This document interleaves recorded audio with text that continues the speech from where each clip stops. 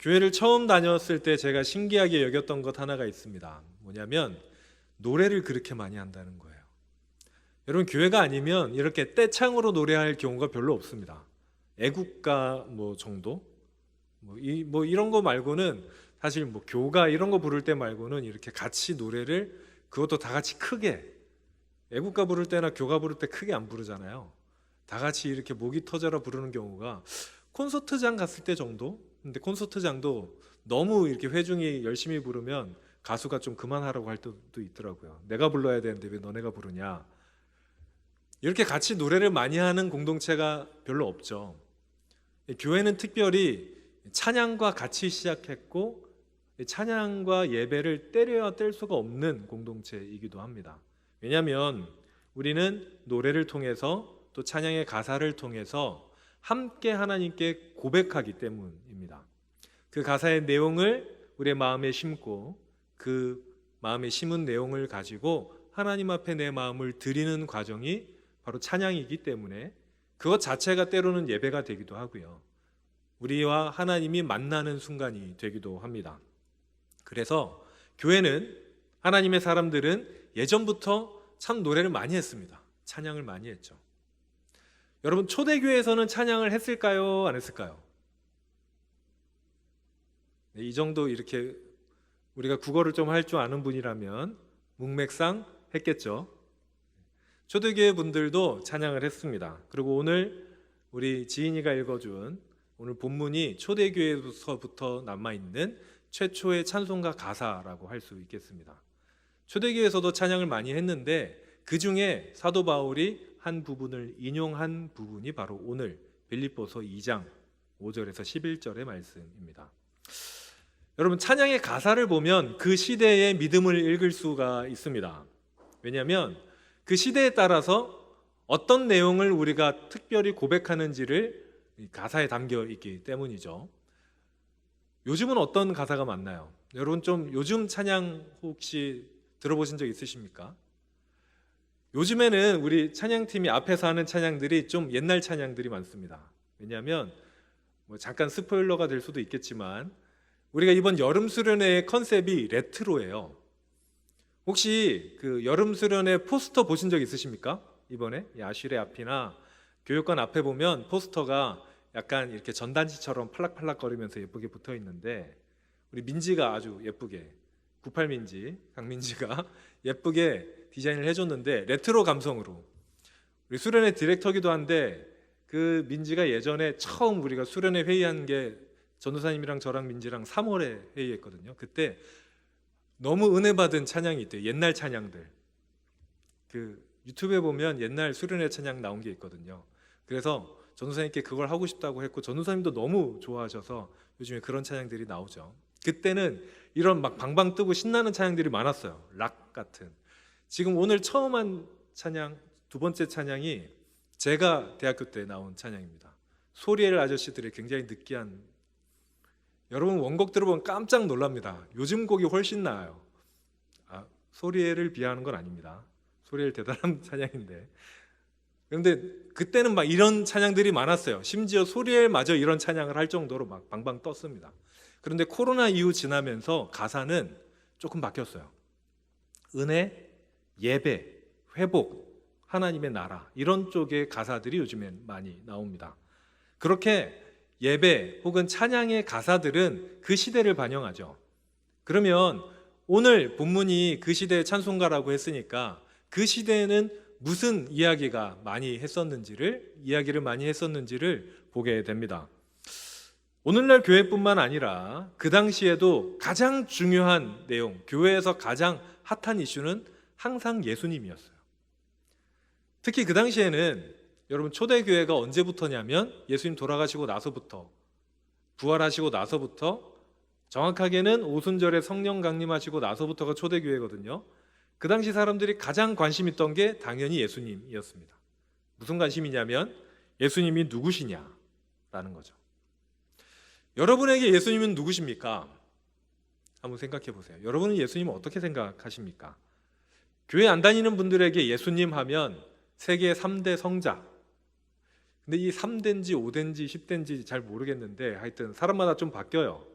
그렇지만 일반적으로 3대 성인, 성자 이렇게 하면 예수님, 부처, 그리고 뭐 소크라테스를 하는 분도 있고 공자라고 하는 분도 있고 그렇습니다. 근데 어쨌든 사람들에게, 그냥 안 믿는 사람들에게 예수님은 위대했던 사람, 혹은 종교 지도자, 기독교라는 종교를 창시하신 분, 뭐 이런 정도. 조금 더 아는 분은 크리스마스가 그분 태어난 날이었대, 이러면 깜짝 놀래요. 여러분, 교회 안 다니는 사람들은 그렇게 연결이 잘 안 되더라고요. 혹은 부활주일에 부활하신 분, 이 정도까지 오면 약간 교회를 한 발을 담궜던 분들 정도 되겠습니다. 일반 교회 안 다니신 분들에게 예수님은 그 정도예요. 그냥 좋았던 사람, 위대한 사람, 인물이겠습니다. 그런데 초대교회에서도 마찬가지였습니다. 초대교회에서도 여러분, 그분들은 예수님을 직접 봤어요.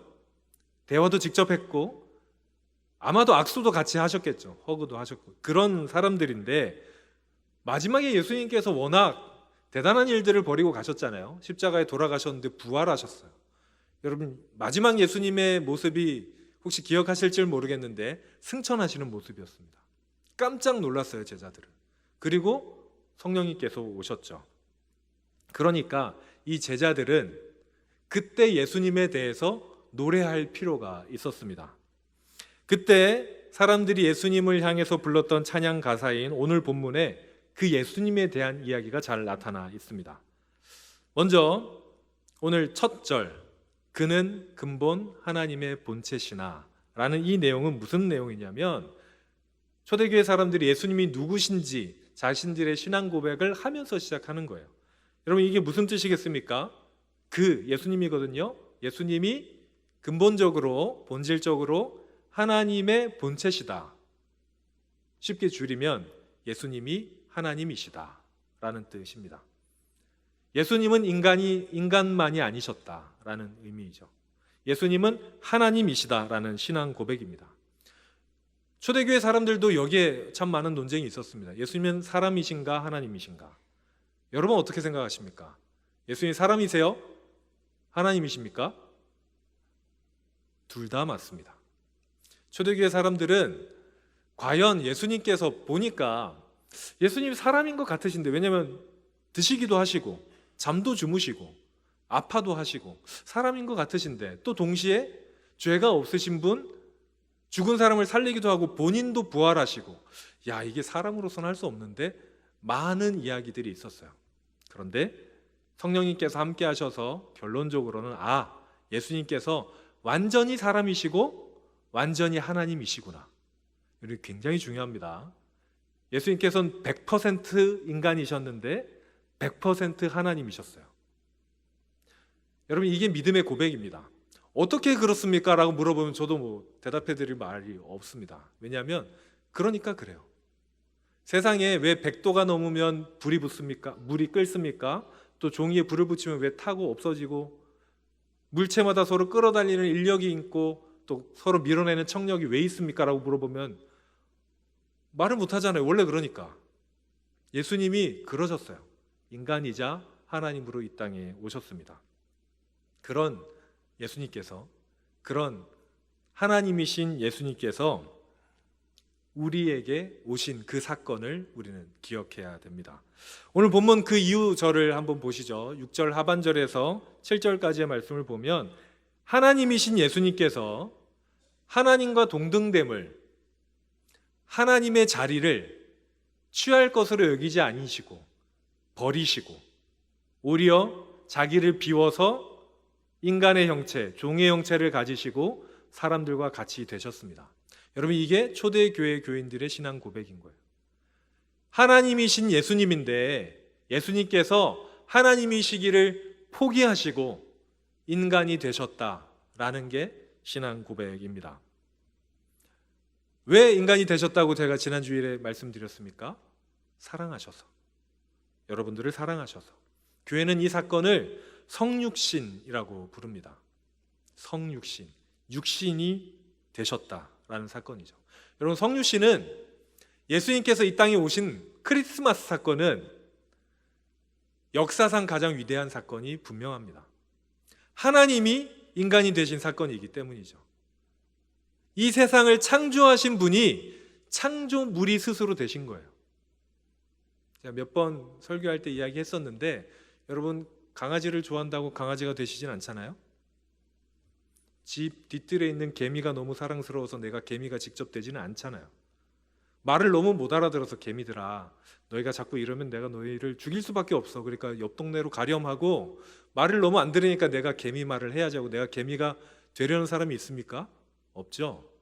하나님은 그렇게 하셨습니다. 무한하신 분이 유한하게 스스로를 제한하셨습니다. 100에서 1이 되면 99를 빼는 거지만 여러분 도대체 무한대에서 1이 되려면 몇을 빼야 될까요? 하나님이 그렇게 하셨죠. 그래서 예수님께서는 인간이 되신 것뿐만 아니라 자기를 낮추시고 죽기까지 복종하셔서 결국 십자가를 지셨습니다. 잘 보세요. 하늘에서 이 땅에 내려오신 것도 스스로를 비워서 낮추신 건데 이 땅에서 더 낮아져서 죽음의 세계로까지 가셨습니다. 낮아지고 낮아지신 예수님. 그래서 그 예수님을 초대교회는 노래를 지어서 기념했고요. 그게 바로 초대교회의 찬송가입니다. 여러분 구약시대 때는 사람이 죄를 지으면 하나님께 나갈 수가 없었습니다. 그래서 나갈 수 있는 방법을 하나님께서 하나 허락해 주셨는데 왜냐하면 죄인이 하나님을 뵈면 죽을 수밖에 없기 때문에 하나님께 나가기 위해서 한 가지 의식을 주셨어요. 뭐냐면 제사라는 겁니다. 여러분 제사라는 거 들어보셨죠? 우리나라에서 하는 제사보다는 조금 더 과격하고 리얼한 제사가 이스라엘에 있었습니다. 그 제사는 뭐냐면 내 죄 대신 다른 동물을 죽이는 거예요. 제물이라고 하죠. 죄를 지은 사람이 양이든 소든 비둘기든 가지고 와서 머리에 안수합니다. 손을 올려요. 그러면 실제로 내 죄가 이 동물한테 가는 건 아니지만 하나님께서 내 죄가 이 동물한테 갔다고 인정을 해주십니다. 그리고 반드시 그 동물은 죽어야 됐어요. 내가 죄를 지으면 죽어야 되는데 나 대신 제물을 죽이는 거죠. 그렇게 하나님이 인간을 만나 주실 수 있는 길을 열어주셨습니다. 그런데 이게 문제가 뭐냐면 이 제물이 완벽하지 않은 거예요. 이 제물이 그 스스로 완전히 완벽해서 사람들의 죄를 받고 또 받아도 괜찮은 제물이 아니었기에 이게 항상 일회용이었습니다. 한 번만 가능했어요. 그러니까 내가 죄를 짓고 제사를 드리면 하나님께 나갈 수 있는데 그 이후에 또 죄를 지으면 또 제사를 드려야 돼요. 계속 제사를 드려야 되는, 그래서 사람들이 하나님께 언제나 쉽게 나아갈 수 없는 상태였습니다. 제가 지난주에 말씀드렸지만 그 상태는 하나님과 단절된 상태, 죽어가는 상태였습니다. 그래서 예수님께서 오신 거죠. 예수님께서 십자가에 달리신 이유가 그겁니다. 악순환의 연속. 자, 보세요. 하나님을 알지 못하기 때문에 죄를 짓고 죄를 짓기 때문에 하나님을 모릅니다. 만나지 못하니까. 내가 죄를 지어서 하나님을 만나지 못하니까 또 죄를 짓는 거예요. 이 악순환의 반복, 이 연결고리를 끊기 위해서 우리 주님이 오셨습니다. 방법이 딱 하나 있어요. 뭐냐면 제사를 드리는데 그 제사가 완벽한 제사이면 됩니다. 한 번의 제사가 끝나면 돼요. 다시 드릴 필요 없는 제사, 완벽한 제물이 제사로 바쳐지면 됩니다. 그리고 예수님께서는 스스로 그 제물이 되시기로 하셨죠. 예수님이야말로 완벽한 제물이셨어요. 하나님이시니까 죄가 없잖아요. 여러분, 죄는 단순히 쓰레기 버리는 게 아닙니다. 하나님의 뜻과 다르게 행동하면 죄였습니다. 하나님이신 예수님은 하나님의 뜻과 다르게 행동할 리가 없잖아요. 예수님이 의지를 가지시면 그게 곧 하나님의 뜻이 됩니다. 예수님은 죄가 있을 수가 없으신 분이셨어요. 그런데 그 하나님이 인간이 되셨어야 돼요. 인간 대신 죽으시려면 인간이 되셨어야 됩니다. 그래서 예수님은 100% 인간인데 100% 하나님이셔야 된 거였죠. 예수님께서 십자가를 지셨을 때 여러분 십자가를 보시면 어떤 생각이 나나요? 감정이 어떠세요? 십자가 하면은 갑자기 왜 이렇게 누군가는 들으셨겠지만 십자가는 그 당시에는 사형틀이었습니다. 그래서 우리가 지금 생각하면 십자가 했을 때 그 당시 사람들이 생각하는 그 이미지의 감정은 교수대, 단두대, 혹은 전기의자 같은 것을 떠올리면 드는 감정이었을 겁니다. 그거보다 더 했어요. 왜냐하면 십자가는 저주받은 사람만 달리는 곳이었거든요. 예수님께서 스스로 저주받은 그 위치에 달리셨습니다. 여러분 생각해 보십시오. 하나님이 인간을 창조하신, 아니 인간뿐만 아니라 온 세상을 창조하신 하나님이 스스로를 인간으로 가두시고 스스로 저주받은 나무라 칭하셨던 그 십자가에 스스로를 못 박으셨습니다. 왜 그러셨습니까? 왜 그렇게 하심으로써 우리의 죄를 해방해 주시기까지 하셨어야 됩니까? 오늘 본문 제일 마지막 절인 11절에 보면 이렇게 이야기합니다. 모든 사람의 입으로 예수님을 주라 시인하여서 하나님 아버지께 영광을 돌리게 하시려고. 이 말이 조금 어려운데 쉽게 말하면 원래 하나님과 인간의 관계로 회복시켜 주시려고입니다. 원래 사람은 하나님께 영광을 돌리는 존재였거든요. 사람은 창조주이신 하나님께 영광을 돌리고 하나님은 그 사람들을 사랑하는 관계였습니다. 그런데 그 관계가 깨졌었어요. 예수님은 그 관계를 회복시키기 위해서, 악순환을 끊기 위해서 이 땅에 오셨습니다. 그래서 그 본래적인 관계를 회복시키시는데 성공하셨죠. 여러분 여기까지가, 이 내용까지가 초대교회 노래의 내용입니다. 초대교회는 이거를 기념한 거예요. 우리 예수님이 그런 분이십니다. 예수님께서 이 땅에 오셨고 우리를 위해서 돌아가셨고 그거는 이런 이유였습니다를 노래를 지어서 계속해서 기억한 거예요. 찬양한 겁니다. 여러분 그래서 찬양은 하나님이 하신 일을 고백하면 그게 찬양이 돼요. 여러분 기도하실 때 하나님을 어떻게 하나님께 기도하지? 하나님께서 하신 일을 그대로 얘기하면 그게 기도가 됩니다. 하나님이 이 세상을 창조하셨고요, 저를 구원해 주셨고요, 지금도 저와 함께 하셨고요. 이게 아주 훌륭한 기도가 돼요. 찬양이 됩니다. 그런데 예수님께서도, 초대교회가 예수님을 향해서 노래 부른 것처럼 예수님께서도 노래를 부르셨습니다. 여러분 종교의 사전적인 정의가 있습니다.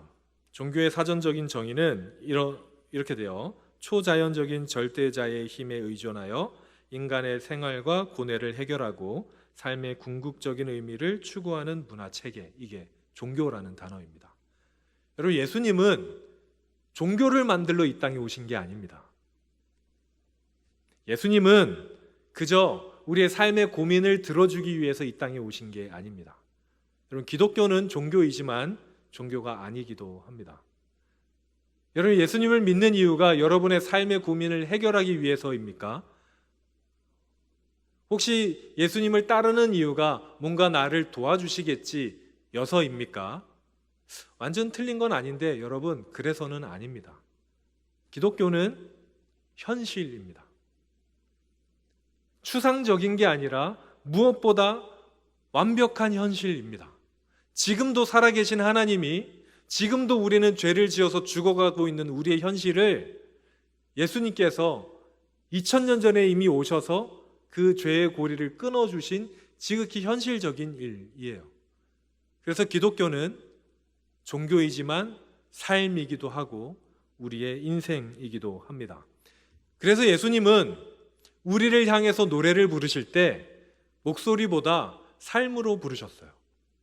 예수님은 십자가를 지심으로 노래를 하셨고 이 땅에 자신을 제한시키심으로 노래를 하셨고 그리고 부활하심으로, 승천하심으로 노래하셨고 지금도 우리를 도우시면서 노래하고 계십니다. 여러분들의 삶을 자신에게로 이끄시면서 돌아오라고 그렇게 부르고 계십니다. 그리고 우리도 예수님께 그런 노래를 드렸으면 좋겠습니다. 사랑하는 여러분, 저는 예수님을 여러분들이 꼭 만나셨으면 좋겠어요. 여러분 예수님을 만나는 게 얼마나 힘든 일인지, 구원을 받는 게 얼마나 어려운 일인지 예수님께서는 꼭 그게 낙타가 바늘길 통과하는 것과 비슷하다라고 얘기하셨습니다. 그런데 하나님이 도와주시면 가능해요. 사랑하는 여러분, 예수님을 만나시기를 바랍니다. 여러분을 너무나 사랑하셔서 이 땅에 오셨고 죽으셨고 다시 살아나신, 지금도 여러분을 돕고 계신, 여러분들이 죽지 않기 위해서, 여러분들이 영원한 생명을 위해서 지금도 여러분과 함께 하시기를 원하시는 그 예수님을 여러분 만나시기를 바랍니다. 그 예수님을 경험한다면 여러분 누가 뭐라고 안 해도 예수님과 여러분이 함께 하고 싶어 하실 겁니다. 예수님 너무 좋으신 분이시거든요. 예수님께서 여러분을 도우시기를 바랍니다. 아멘. 우리 서로에게 그렇게 좀 얘기했으면 좋겠습니다. 눈을 똑바로 보고, 혹은 멀리 있는 사람에게 좀 멀리 보고 예수님을 만나길 바란다, 이렇게 얘기해 봅니다. 사랑하는 여러분, 저는 교회에 다니면서 예수님을 못 만난 사람들을 참 많이 발견합니다. 안타까운 마음이고 힘든 이야기이지만 사실입니다. 여러분, 우리는 주일에 예배를 오는 것만으로 예수님을 만나기가 어려워요. 그냥 남이 부르는 찬양을 따라한다고 예수님을 만나기가 어렵습니다.